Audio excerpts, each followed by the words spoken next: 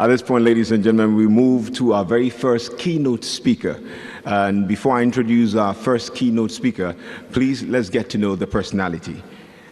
Our first keynote speaker is actively and passionately supporting business to grow and thriving through financing solutions, capacity building, risk management products, among other financing solutions with the organization with which she works.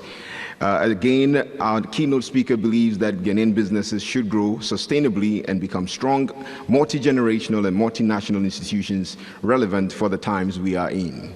To that end, our keynote speaker led the landmark MasterCard Foundation collaboration with Absa Bank Ghana. Going on, ladies and gentlemen, to introduce a person who in herself is very amazing, please, and to speak on the topic developing resilient leadership, key competencies for professionals, let's welcome Reverend Mrs. Amazing Grace Anim-Yeboah, who is Director of Business Banking at Absa Bank.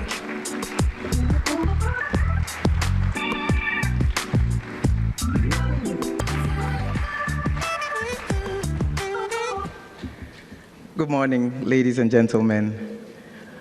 Oh, I can't hear you. Good morning now. Kofi warned me it was a long walk to the stage. I didn't imagine what he was saying until I started walking. Felt like I'd never arrive. Thank God I'm here. All right, so let me stand on existing protocols and express my heartfelt and profound appreciation and gratitude to Dr. Mrs. Hagen, and I call him Uncle James, and Kofi and the entire team for this special honor done me. Thank you so much. I don't take it for granted. And I'm proud to be associated with the Lene brand. It's one I wear very gladly. Thank you so much. This year's theme for deliberation, the HR mandate, building resilient people and businesses, in my view, is timely. My favorite book says, a word spoken in due season, how good it is. This is the time for us to be discussing this issue. It's been time, especially when the world was rocked by the COVID-19 pandemic, but I dare say that there are a few surprises coming our way, and it's important to build strength, resilience, flexibility, and adaptability into our organizations, into our own lives, into the teams that we lead, into the precious people that we manage as HR practitioners. You know, and we see increasing trends of chaos. The world has been described as VUCA. Now we have bunny, it's brittle, it can easily break, it's fragile, and yet it's incomprehensible. There's a lot more anxiety now than there has ever been in the human generation. And life is non-linear. Back in the day, you know that when you move from step 1, you go to step 2, step 3, step 4. These days, I'm having daily conversations with my Gen Zs about how you shouldn't, it's okay if your path is not linear. It's okay if you have to shift sideways a little before you move forward. I have a lot of that conversation, and I'm sure that as HR practitioners, you have even more, of such conversations. This state calls for a recognition of the complexity, but also the need to respond appropriately in our organizations. It's important that we build into our systems and our processes for the organizations that we manage the capacity or capability to respond appropriately. Today, the human resource function is called human resource. In Absa, we call it people function. I don't know what else human resources will be managing in the next 10 years. Maybe robots, I don't know. But there are resources that we manage. So how we begin to think about how the interplay of those resources work is important. And I'm looking forward to the conversations that will be happening in the course of this conference. That help us to throw out some of these very topical issues, some of them are nascent, they are burgeoning, they are only now beginning to show up. But how do we prepare ourselves, for these diversities? Okay. What this does is that it comes with attendant mental and emotional stresses that also require support systems for the people that we manage. And people are a precious resource, one that we need to treat like gold, if not better than gold. We saw the video and the challenges with people, but we do have stories also of beautiful engagements with people. It is possible to make it work. What do we do? How do we manage such that our people feel like they belong and they also are part of the success? The word resilience, when I looked it up in Google, the definition I had was that the capacity to withstand or recover quickly from difficulties. Another word it used was toughness. Somebody said being able to bounce back from setbacks. It means setbacks will come, but how you respond, the setback is not the problem. It is the response to the setback that makes all the difference. It talks about the courage to keep pushing forward even when things get tough. But I like what Michelle Obama said in her book, Becoming. She said, trouble and resilience live together. They are roommates. So as we are talking about building resilient businesses, we need to recognize that the reason or the need for the resilience is a certain challenge that exists. What are these challenges? A gentleman called Robert Jordan in The Fires of Heaven said that the oak fought the wind and it got broken. The willow bent when it needed to bend and it stayed alive. Adaptability, flexibility. When it comes to people, the workplace demographics has changed. We now have 5 generations working at the same time. From the baby boomers or traditionalists who only look up to pension. I remember my mother-in-law telling my husband that he should go and find a job where he'll be paid a pension. That was what was important to her. To those who are saying, I'm not thinking about tomorrow, give me my money now, let me enjoy it. So it's a wide spectrum of generations with their own different worldviews. So as HR practitioners, how do we make sure that we are meeting the needs of this, broad, very broad and complicated spectrum? How do we make sure that as we are keeping the baby boomers and the millennials engaged, your Gen Zs with their unique world perspectives also feel relevant and contribute to the growth of the company? It is food for thought. This wide range calls for different skill sets in managing people. And believe you me, in today's world, you need that range. One of the things about sustainability, one of the things that will make our organization sustainable is diversity. And even if it makes you uncomfortable, let me tell you, it's the key to your success as a company or as a business. So embrace it. No matter how uncomfortable it makes you feel, give it a thought, give it attention. You might find a gem in there that will drive your business to the next level. The whole essence of resilience is to ensure that your business outlives its promoters. And that's my personal dream, really, that businesses outlive their founders and continues to grow and thrive into the future.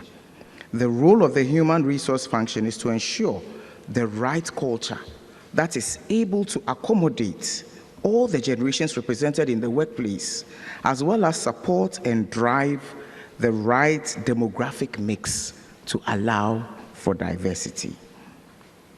The United Nations Sustainable Development Goals and principles of ESG require us doing a bit more than just what is written in black and white.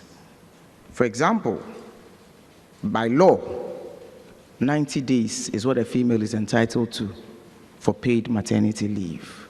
But in today's world, is that still relevant?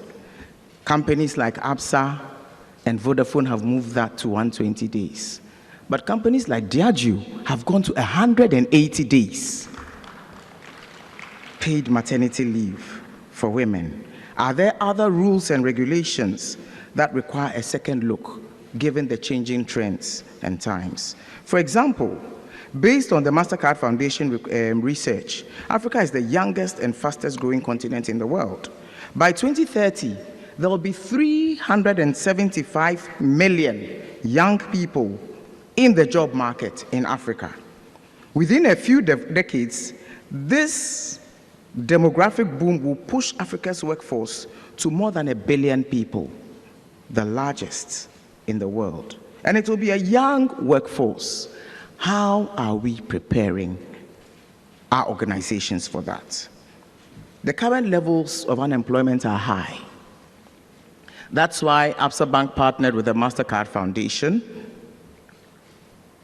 under their Young Africa Works initiative to support sustainable business growth with the end goal of creating 50,000 decent jobs over a 5-year period. I think it is worth a clap.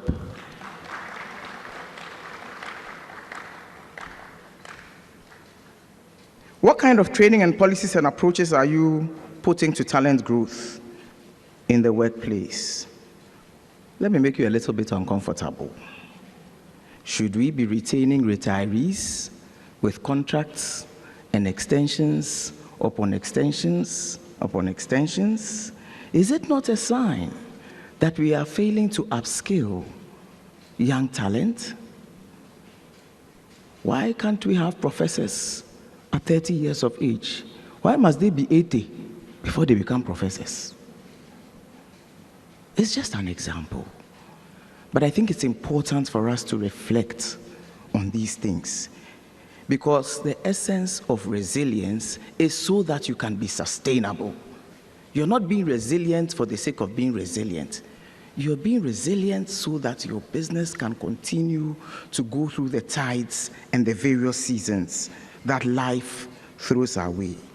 The human resource role is critical for the sustainability of our organizations. Automation sometimes creates fear in people that machines will take over people's jobs. But the truth is that when the world was moving from agrarian to industrial, for every basic agrarian job lost, there were 4 new jobs created in industrialization. Somebody's got to man the machines. What it calls for is a new skill set. And how are we preparing the people we serve with new skills, with new abilities? How are we encouraging them? How are we encouraging ourselves to learn new skills, to be prepared for the future? It is the mandate of the people function or the human resources organization to ensure that organizations are ready today, but are also future fit.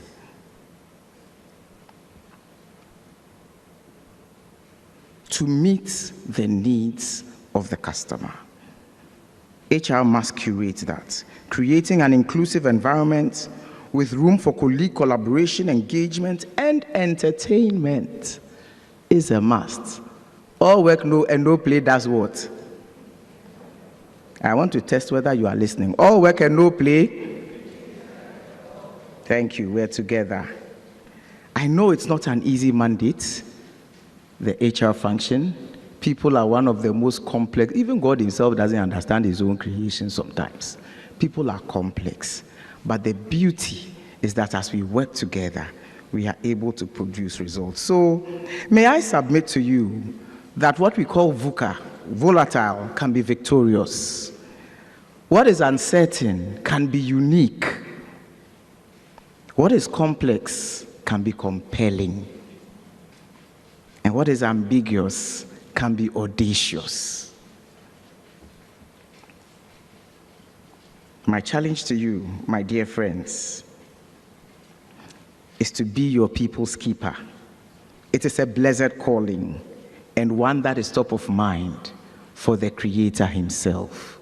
On that note, I wish us all a very fruitful conference. Thank you. A huge round of applause, ladies and gentlemen. For Mrs. Amazing Grace Anim-Yeboah, please join me here. Do not be in a hurry to leave. I know it can get very lonely here, but please, we want to engage the audience a little bit more. Okay. Yes, if they have questions based on this submission, we'd love to have it. It's a forum, by the way. So yes, if you have some questions or some contributions, yes, we can have them for about 5 minutes. I'll have microphones come round. Okay. Good morning. My name is Christabel. I'm with New Crystal Health Services. I'm the head of HR there. So I worked in at the moment, Madam Amazing Grace was talking about retaining retirees on contract upon contract. And she also mentioned the baby boomers who just wanted to have pension at the end of their work. But I have a number of retirees or pensioners, people above 60, and they still want to be retained. And their issue is that they have financial issues, they have things they have to deal with. So now I'm torn between where to put them. Some have health issues, they can't continue in the role that they currently have. So how do we handle these issues? Because they have their pension and they still don't want to go home. Thank you. Can we take a couple more? And then We'll take another question and then we can have two. You can deal with that. Elvis Sadongo, Accra Business School. I'm interested in what you did with VUCA. I probably would appeal to you to go over it, unless, of course, we have access to your speech. Okay, so let me take the first two, and then we can look at the next set of questions. This is a room full of wisdom, and so I will encourage that my seniors, you support me in this one.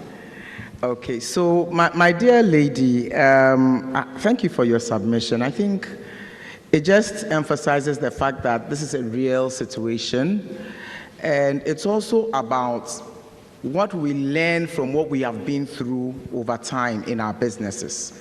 So how we prepare people for the world of work is important, but also how we prepare people for the world after work is also important, because what you find is that many times it's time for somebody to retire and they're not ready to go. You know, they haven't set up the way they wanted to set up. Maybe they haven't finished building their house, or their children are young, or there's so many other, factors that account for some of these things. So a few thoughts from my young mind, and then I will lean very heavily on Dr. Stella because she has a rich wealth of experience, so she can help us. But first of all, I think preparing, and that's why learning and unlearning and relearning is important. One of the skills of the future is also how to go home in comfort and in style, even if you are not earning a monthly salary. So how you manage your personal finances. And my dear lady, believe you me, even people who work in the financial sector have the same problem. Because of the dependence on concessionary loans, you feel like that tap will never run dry.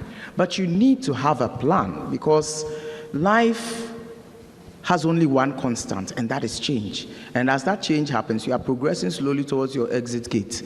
So how people prepare, and that's one of the things that the HR function can take up in terms of building people's capacity, yes, about the work that they do, but also even before retirement, if they want to pursue other interests, how to begin to do those things. We have the unofficial side hustle. How about making the side hustle official? And just ensuring that it doesn't conflict with the work that they do, and putting the right controls in place so that by the time they have to exit, they can go. Your frustration was clear around how they are even unable to do the job, and yet somehow they still don't want to go. Then it becomes a humor, it's like you are wicked, like Mr. Tobin was saying in the video. But it's not wickedness. When it's time, it's time. And also, there's a queue outside that also needs jobs, and they are young and energetic. They are a security threat. If they don't have jobs to do that, get them exhausted at the end of the day, you and I very soon will not sleep in peace. So it's important to manage. Yes, madam, please. Can an usher get the mic to the lady and then Dr. Stella to support? Thank you so much. Christabel, I think what I that the onus is on HR. HR is required to prepare everybody in the organization. From the day the person enters, this means the clock has already started ticking. So these days, you even don't wait till 30, 40. As soon as they enter, you start helping them with what? Preparing for retirement. So that when the time comes, they are willing to leave. You don't need to push them out. Thank you. Good morning, everyone. Good morning. That's a very interesting one. And just as Dinah has said, and Amazing Grace has said, it's very important for us as HR people to understand that we work around policies and procedures. We work around strategies for engaging people, so engagement strategies. We work around interaction and people orientation. We work around getting the psyche of people to feel into the space that is there today and the space that is there tomorrow. I think a lot of us HR people shy away from some of those critical issues. And so you may go into an organization, they don't have any policy that actually works people to exit. They don't have a policy around difficult conversations. They don't have any policy that gets people to appreciate what is out there. And so we need to do that, number one. Again, we need to have HR people engagement strategies that are actually practical, that actually build itself upon emotional intelligence and emotionally understanding the other people, so that we are able to review and understand and get people to be multi-skilled. One of the reasons why this happens is that there are people who are very parochial. Unfortunately, whether it's their own fault or the fault of the organization, they are very parochial. And for what they do, when they think when they step out, there'll be nothing else that they can do. Let us try to rotate people, get them to be multitasking, get them to build their resilience and their skills around many things. And then let us showcase to them the fact that it is possible and there are 1,001 opportunities when they step out. When we are able to put this practically together and have that emotional connection with our people, they will be more than happy, sometimes even rely on our advice and counsel and step out there to have some kind of better life, out there. So thank you. Thank you so much, Dr. Stella. To react finally to this, please allow me to acknowledge board member of Lene Group, Dr. Joyce Aye. Thank you very much. Amazing Grace, you are amazing. Thank you. Got to a stage where, I was thinking, my goodness, what a choice of words. But actually, let's face it, life is a spectrum. You get to 6 years old, you will get to 10, right? You will get to 30. Why should an HR person tell you that as you grow old, you will leave the world of formal employment? You don't need an HR person to tell you, because you should know that you will grow. And even as you're growing, younger people are coming, including your own children, whom you expect to get work. So assuming you don't leave the work, what will your children do? This one is not what they call it. It wasn't there. A rocket science. I think that sometimes we like to build things around academic thoughts. Life is simple. Life is simple. And we must appreciate the spectrum of life and plan for that. Must plan. The fact that we are multi-skilled is an advantage. A lot of us like to say that we are not entrepreneurial. It's true. But if you have knowledge, can't you pass that knowledge on? Do you have to be in a formal place to pass knowledge on? No. So it's good for us as individuals also to plan our lives. Sometimes when we are 30, 35, we think that we're going to stay there forever. We get advantages, we travel, we get per diems and so on. And we spend the money on ourselves. we don't create a culture of savings. I myself went through that until God knocked some sense into my head. Yes, knocked some sense into my head. Then I realized that even with my little salary, I could put away a certain amount regularly and build it up. Let's also take some of these decisions for ourselves. We come on this earth and we leave it. So you enter a world of work and you leave it. Simple. Titia. Nakaino.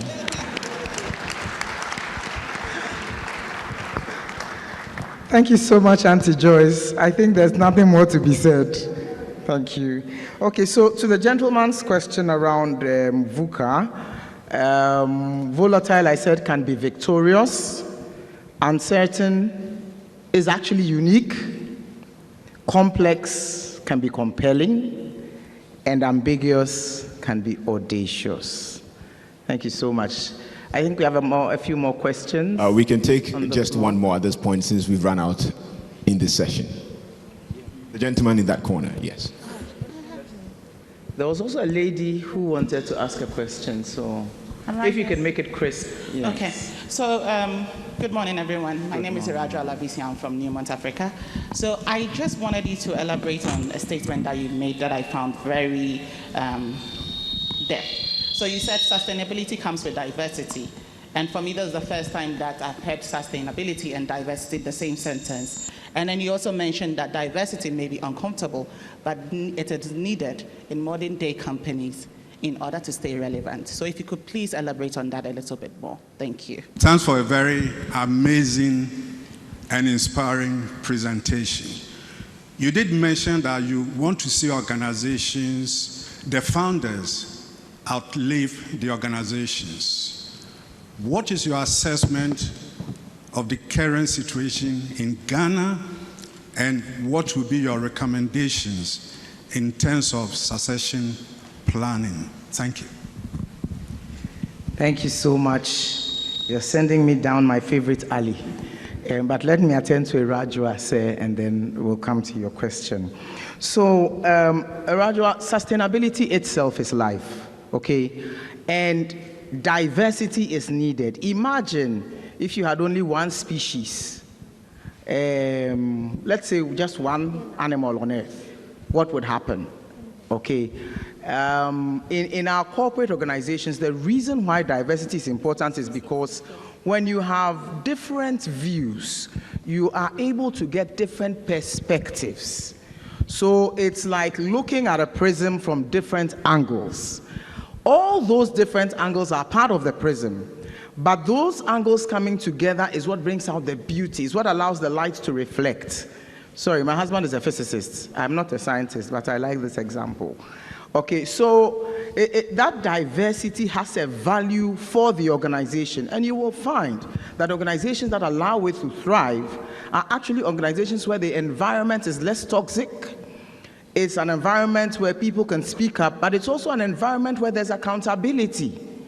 You know, because you are allowed to be you and to bring all of yourself to the workplace, you are also responsible for ensuring that what you are tasked to do, you do and do it excellently. Because your bit together with another person's bits all comes together for the organization to achieve the results that it needs. So diversity is critical. Finally, on that point, if you look at the boards that are more diverse, companies that have more diverse boards, you will find that there is a certain value that drives that organization, and they produce the results. You know, and that's why diversity and inclusion is so topical for businesses to grow to the next level. And because the world is changing so rapidly, you actually need that value. Otherwise, your company will disappear. Because if you have one set of thinking of a certain, let's use the generations, a certain generation, before long, what that generation called normal doesn't even exist anymore. We didn't used to have mobile phones. Today, we're virtually working off them. Officially, it's accepted. When mobile phones first came, it wasn't accepted. Now, even emojis are being ruled. When you give an emoji of thumbs up, they say by law, you have agreed to a contract. The world is changing rapidly. And so we also need to ensure that we are at par or at pace, or have the teams that understand what that change means working with us to deliver on our results. Thank you so much. Yes, sir. Now to your question around organizations outliving their founders. So I'm very passionate about that. When I started working with businesses, when I joined business banking in Absa Bank a few years ago, one thing struck me. Every business's problem was money, access to funding, access to funding. Now you give the funding and you see your NPL going, non-performing loans, Say, but your problem, was it access to funding? So digging a little deeper, you'll find that corporate governance was an issue. The structures in the organization were an issue. The readiness to even consume the funding that was provided was an issue. That's what led us to look for different collaborating mechanisms. And we have a lot of collaborations in Absa Bank. MasterCard Foundation is one of them. I dare say it is the most impactful on the surface because of the things it's allowing us to do, including giving loans to SMEs at 10%. Unprecedented. But when you come to the challenges around local businesses, one, finding the right talent. I think that's where the problem starts from. When you hire based on Anim-Yeboah and my friends, whatever, you get into trouble. Not because the people are bad, it's just that the lines are blurred, so it's difficult. So even if for Anim-Yeboah there's a KPI you must meet, let's ensure that you're meeting it, you're doing your job, you're being professional. Now, once you do that, the next step, which is always a terrifying step for an entrepreneur, believe you me, say, I'm an entrepreneur. I started the school with my firstborn. It's not easy. Okay? The next step is finding somebody you can trust that you can begin to transfer knowledge into. The key I have found over time is not to identify just one person. Have a pool of people who are probable successes. Because of that, you need to start early so that the business doesn't revolve only around the promoter. One of the biggest challenges for succession planning is that everything is in the head of the founder and nothing is anywhere else. But you need to have systems and processes. Auntie mentioned that systems and processes, policies, as Dr. Stella mentioned, documented processes and policies, so that if you're not there, the organization can run. If the person you trust so much is not there, the organization can run. I've seen companies get stranded because one person decided to work, and he was the repository of all the knowledge in the company. Everybody had to go to him for anything. There was nothing documented. Documented, tested, challenge it, you query it, you recycle that over time, you see that you begin to get results. And in one of our SME clinics, I remember a very senior businessman, after the first 2 sessions, came for the 3rd session with a couple of people he thought were his succession plan. And he had tears in his eyes. He said, "This has been my headache. I can't even go on vacation. If I go on vacation and come back, I'll be in trouble. It's like I'm starting afresh." But as you begin to expose those people, as you begin to build their capacity, you find that you begin to rest easy. And I'm happy to say that the entrepreneurs who are responding positively to these things are beginning to see the results. In the capacity buildings that we do, since we started the MasterCard collaboration at the end of, we actually started the trainings in 2021, we've already trained over 5,000 SMEs. And the results are beginning to show because we want sustainable growth. We want growth that can continue well into the future. That's what we're working on. Thank you, sir. So thank you all so much. Lovely. A huge round of applause, please, to the ever amazing Grace Anim-Yeboah. Please, we can do better for her while she takes a very long walk to freedom.